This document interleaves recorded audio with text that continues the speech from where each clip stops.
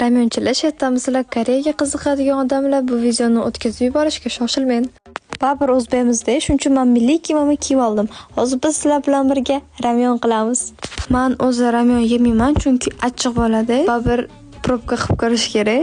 Qilib ko'rdik. Bu videoni sizga ramyon beraman deb va'da bergan o'rtog'ingizga yoki yaqiningizga jo'natib qo'ying. Rezultati sizga qiziq bo'lsa, videoni oxirigacha ko'ring. И, конечно, подписка tashlash esingizdan chiqmasin. Mingta bo'lishimizga ozgina qoldi, shuning uchun meni поддержка qilib olasizlar degan umiddaman.